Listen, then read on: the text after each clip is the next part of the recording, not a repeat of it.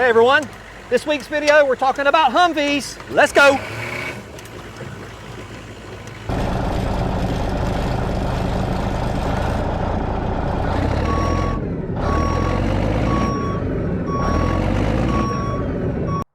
The Humvee.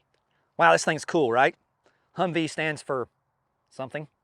I don't know really much about these things. I have no experience with them. This is the first time I've ever even drove one. But I couldn't help myself. I thought it'd be such a cool thing to have a video about.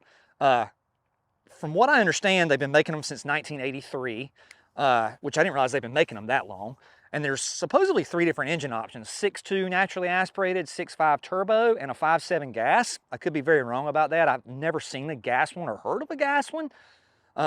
Maybe some of those weird H2 and H3 things that GM tried to make that were not real Hummers like this. They had gas engines in them, so maybe that's what they mean. But or the H1 that was the civilian version may have had the gas version. But this one is the 6.2 naturally aspirated. I know they're like a Swiss Army knife. I know you got 4 doors and 2 doors, and it can be converted to all sorts of things, up armored, and have the top on it that looks like a wagon, and a flat top, and machine guns, and all kind of crazy stuff. This one, according to the tag, is a heavy variant. I don't know exactly what that means either. Again, my knowledge is pretty limited with these things, but they're super cool. I mean, if you don't think they are, something's wrong with you. So let's drive it around, check it out. It's definitely interesting, and it's definitely worth checking out. So one thing, the ride is terrible. It's actually kind of amazingly bad. I don't know if it's because the suspension is so stiff, or if you have armor and machine guns on it. This one I realize is like super light, but it's enough to really not be great. God. And legroom, how is a vehicle the size of a Hummer, how are my knees in the dash? I feel like a few inches of legroom shouldn't be that much to ask. Oh God. The bumps keep getting me. Power? It ain't got no power. The 6.2's naturally aspirated, it kind of falls on its face. But it kind of just plows along. It sort of reminds me of driving a farm tractor. It's definitely cool though, definitely cool. God almighty, how does it ride this bad?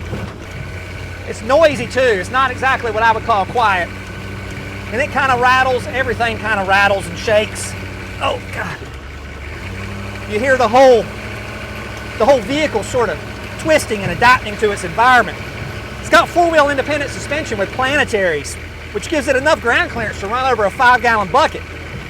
But I think that stiff coil spring is what's adding to the horrible ride. And I didn't realize until I tried to stick a magnet to it that the whole truck's made out of aluminum.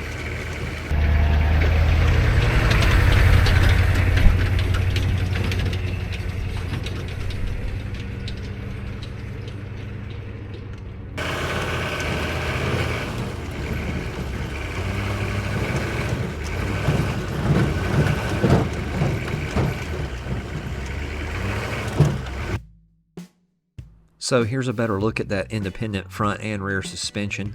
It's pretty simple, just a lower control arm and an upper control arm. And then there's that big coil spring that is so stiff that makes the ride so terrible. And the planetary right there, which gives it the incredible ground clearance because the drive shaft comes in so high. The whole truck is running 37 1250 16.5 inch tires. They're run flats with bead locks all the way around.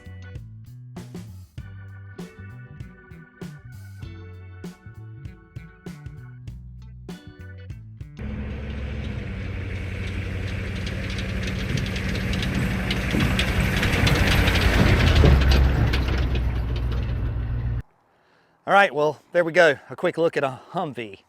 The ride is amazingly bad. It's no legroom for a vehicle this big, this bigger and wider than an F-150. I bashed my knees into the dash multiple times. It's got no power. The 6.2 naturally aspirated, it struggles. I'd like to drive one with a turbo, see if it's any better.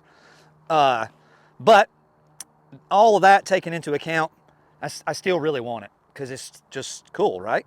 It's a Humvee. How did Arnold Schwarzenegger drive one of these things around? It's got, I mean, he's tall. How did he fit in one?